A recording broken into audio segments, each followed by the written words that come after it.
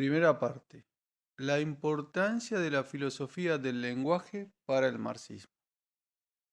Capítulo 1. El estudio de las ideologías y la filosofía del lenguaje. El problema del signo ideológico. El signo ideológico y la conciencia. La palabra como signo ideológico por excelencia.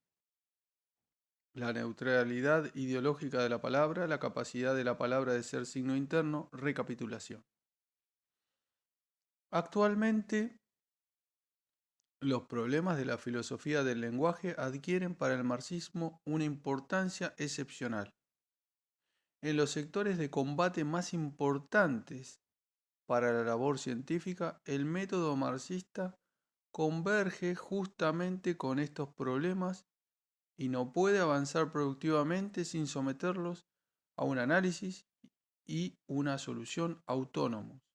Ante todo, las mismas bases de la doctrina marxista acerca de la creatividad ideológica, los fundamentos de la epistemología, de los estudios literarios, de los estudios de la religión y de la moral, se entretejen muy estrechamente con los problemas de la filosofía del lenguaje. Cualquier producto ideológico es parte de una realidad natural o social, no sólo como un cuerpo físico, un instrumento de producción o un producto de consumo, sino que además, a diferencia de los fenómenos enumerados, refleja y refracta otra realidad, la que está más allá de su materialidad. Todo producto ideológico posee una significación. 10. Traduzco la palabra znaczenie como significación y no como significado, puesto que este último término remite a la dicotomía saussuriana significante-significado, para la que en ruso se usan otros derivados de la palabra znak, signo, a saber, bueno, está en ruso, ¿no? Continúo. Representa, reproduce, sustituye algo que se encuentra fuera de él. Esto es, aparece como signo. Donde no hay signo, no hay ideología. Un cuerpo físico es, por así decirlo, igual a sí mismo. No significa nada, coincidiendo por completo con su carácter natural único y dado. Aquí no cabe hablar de la ideología. Pero cualquier cuerpo físico puede ser percibido como imagen de algo, digamos como imagen del carácter inerte, rutinario y necesario del mundo natural reflejado en un objeto singular. Una semejante imagen simbólica y artística de una cosa física determinada representa ya un producto ideológico. La cosa física se convierte en signo. Sin dejar de ser parte de la realidad material, esta cosa muerta en cierta forma refleja y refracta la realidad. Sería justo decir lo mismo respecto de cualquier instrumento de producción. Por sí mismo, un instrumento de producción carece de significación. Le corresponde solo un destino determinado, el de servir a algún propósito de la producción. El instrumento sirve a tal propósito como un objeto singular dado sin reflejar ni sustituir nada. Pero también una herramienta de trabajo puede ser convertida en un signo ideológico. Así son la hoz y el martillo de nuestro escudo de Estado, en el cual ellos tienen una significación ya netamente ideológica. Las herramientas del hombre primitivo aparecen cubiertas de signos y ornamentos, es decir, llenas de signos. En este caso, el mismo instrumento no llega a ser, desde luego, un signo. Luego, a un instrumento de trabajo se le puede dar una perfección artística formal y además de un modo tal que la decoración artística armonice con la asignación práctica productiva del instrumento. En este caso tiene lugar una especie de acercamiento, casi una función entre el signo y un instrumento de trabajo. Sin embargo, en este caso también nos damos cuenta de que existe una marcada frontera de sentido. El instrumento, en cuanto tal, no llega a ser signo, así como el signo como tal no se convierte en un instrumento de trabajo. Un producto de consumo también puede llegar a ser un signo ideológico. Por ejemplo, el pan y el vino se convierten en símbolos religiosos en el sacramento cristiano de la Eucaristía, pero un producto del consumo en cuanto tal no aparece como signo. Igual que los instrumentos, los productos de consumo pueden asociarse con los signos ideológicos, pero no por eso se borra la definida frontera de sentido entre ellos. Así, Al pan se le da una forma determinada que no se justifica en absoluto por el propósito de consumo, sino que tiene un valor de un signo ideológico, aunque signo primitivo, por ejemplo, el pan en forma de 8 o de roseta. De esta manera, al lado de los fenómenos de la naturaleza, los objetos técnicos y los productos de consumo, existe un mundo especial, el mundo de los signos.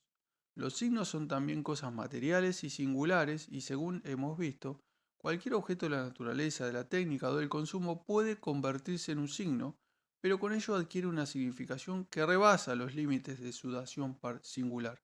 El signo no solo existe como parte de la naturaleza, sino que refleja y refracta esta otra realidad por lo mismo puede distorsionarla o serle fiel, percibirla bajo un determinado ángulo de visión, etc.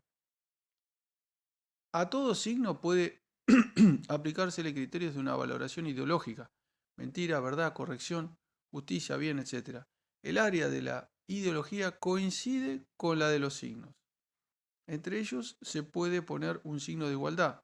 Donde hay signo hay ideología. Todo lo ideológico posee una significación sígnica.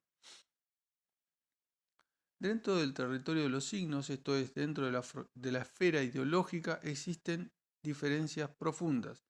La constituyen así la imagen artística como el símbolo religioso, así la fórmula científica como la norma del derecho, etc. Cada zona de la creatividad ideológica se encuentra orientada a su modo particular dentro de la realidad y la refracta a su modo. Cada zona se apropia de una función particular en la totalidad de la vida social. Pero el carácter sígnico es la determinación general de todos los fenómenos ideológicos. Todo signo ideológico no solo aparece como un reflejo, una sombra de la realidad, sino también como una parte material de esta realidad.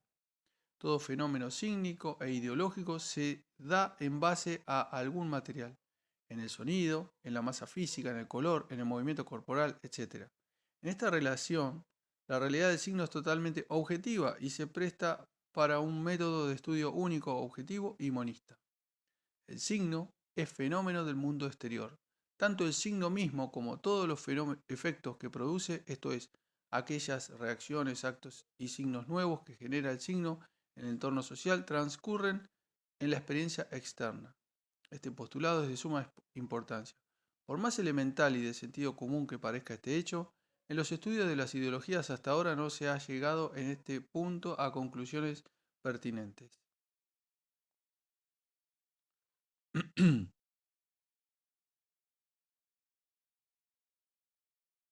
La filosofía idealista de la cultura y la filosofía psicologista de la cultura sitúan la ideología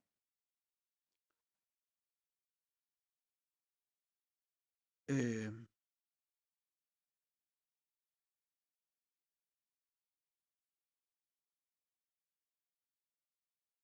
en la conciencia. Afirman que la ideología es un hecho de la conciencia. El cuerpo exterior del signo es tan solo la envoltura o un recurso técnico para conseguir un efecto interior, la comprensión. Tanto el idealismo como el psicologismo no toman en consideración el hecho de que la comprensión misma solo puede llevarse a cabo mediante algún material sígnico, por ejemplo, en el discurso interior. No se tiene en cuenta que al signo se le opone otro signo y que la propia conciencia solo puede realizarse y convertirse en un hecho real después de plasmarse en algún material sígnico. La comprensión del signo es el proceso de relacionar un signo dado que tiene que ser comprendido con otros signos ya conocidos. En otras palabras, la comprensión responde al signo mediante otros signos. Esta cadena de la creatividad ideológica y de la comprensión que conduce de un signo al otro y después a un nuevo signo es unificada y continua. De un eslabón sígnico y por tanto material pasamos ininterrumpidamente a otro eslabón también sígnico. No existen rupturas. La cadena jamás se sumerge en una existencia interior no material que se plasme en un signo. Esta cadena ideológica se tiende entre las conciencias individuales y las une. Los signos surgen, pues, tan solo en el proceso de interacción entre conciencias individuales. La misma conciencia individual está repleta de signos. La conciencia solo deviene conciencia al llenarse de un contenido ideológico, es decir, sígnico, y por ende, solo en el proceso de interacción social. La filosofía idealista de la cultura y la psicología de la cultura, a pesar de las profundas diferencias metodológicas que existen entre ellas, cometen el mismo error radical. Al situar la ideología en la conciencia, convierten la ciencia de las ideologías en el estudio de las conciencias y de sus leyes, sean estas las trascendentales o las empírico-psicológicas. En consecuencia, aparecen a la vez una radical distorsión de la propia realidad estudiada y un enredo metodológico en las relaciones recíprocas entre las distintas áreas del conocimiento. La creatividad ideológica, hecho material y social, está delimitada por el estrecho marco de la conciencia individual. Por otro lado, la propia conciencia individual pierde todo afianzamiento en la realidad, se convierte en el todo o en la nada. En el idealismo, la conciencia se convierte en el todo, se sitúa por encima del ser, determinándolo. En realidad, la conciencia, que es para el idealismo la dominante del universo, no es sino una hipostatización de un vínculo abstracto entre las formas más generales y las categorías de la creatividad ideológica. Para el positivismo psicologista, la conciencia, por el contrario, se convierte en la nada, a saber, en un conjunto de reacciones psicofisiológicas individuales que dan por resultado, como por arte de magia, una creación ideológica singular y plena de sentido. El carácter regular, objetivo y social de la creatividad ideológica, interpretado erróneamente como una ley de la conciencia individual, debe inevitablemente perder su lugar real en el ser, al retirarse o bien a las alturas supraexistenciales del trascendentalismo o bien a las honduras presociales del sujeto biológico y psicofísico. Pero no se puede explicar lo ideológico en cuanto tal desde las raíces suprahumanas, infrahumanas o animales.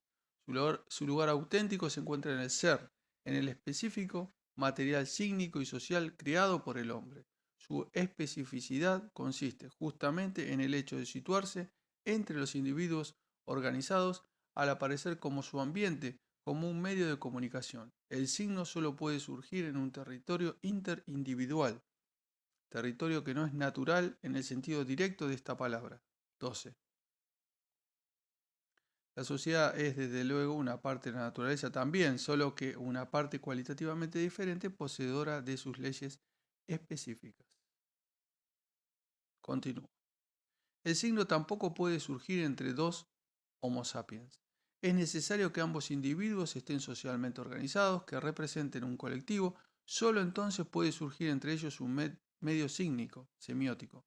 La conciencia individual no solo es incapaz de explicar nada en este caso, sino que, por el contrario, ella misma necesita ser explicada a partir del medio ideológico social. La conciencia individual es un hecho ideológico y social. Hasta que este postulado se reconozca con todas sus implicaciones, no podrá construirse una psicología objetiva ni una ciencia objetiva de las ideologías. El problema de la conciencia es justamente aquel que crea las principales dificultades y genera la confusión más profunda en todas las cuestiones relacionadas, tanto con la psicología como con el estudio de las ideologías. A fin de cuentas, la conciencia ha llegado a ser un asylum ignorantiae para todos los sistemas filosóficos. La conciencia se convierte en el depósito de todos los problemas irresolubles, de todos los remanentes no disgregables objetivamente. En vez de buscar una definición objetiva de la conciencia, la empezaron a utilizar para subjetivizar y refundir entre sí todas las definiciones objetivas equilibradas. Una definición objetiva de la conciencia solo puede ser sociológica. No es posible deducir la conciencia inmediatamente de la naturaleza, como trataba de hacer el ingenuo materialismo mecanicista y como sigue intentando hacerlo la psicología objetiva contemporánea, la biológica, la conductista y la reflexológica. No se puede derivar la ideología de la conciencia como lo hacen el idealismo y el positivismo psicologista. La conciencia se construye y se realiza mediante el material sígnico creado en el proceso de la comunicación social de un colectivo organizado. La conciencia individual se alimenta de signos, crece en base a ellos, refleja en sí su lógica y sus leyes. La lógica de la conciencia es la de la comunicación ideológica, la de la interacción sígnica en una colectividad. Si privamos a la conciencia de su contenido sígnico ideológico, en la conciencia nada quedará. La conciencia solo puede manifestarse en una imagen, en una palabra, en un gesto significativo, etc. Fuera de este material queda un desnudo acto fisiológico no iluminado por la conciencia, es decir, no iluminado, no interpretado por los signos.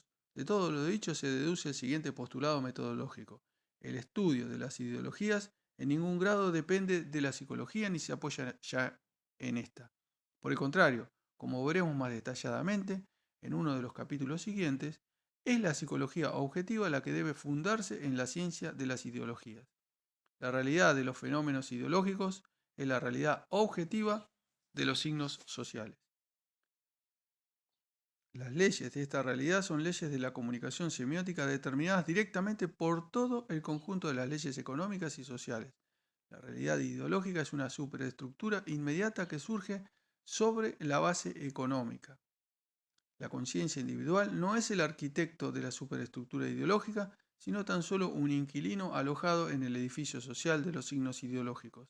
Al disociar previamente los fenómenos ideológicos y sus leyes de la conciencia individual, los hemos relacionado más sólidamente con las condiciones y formas de la comunicación social. La realidad del signo se define completamente por esta comunicación. La existencia del signo no es sino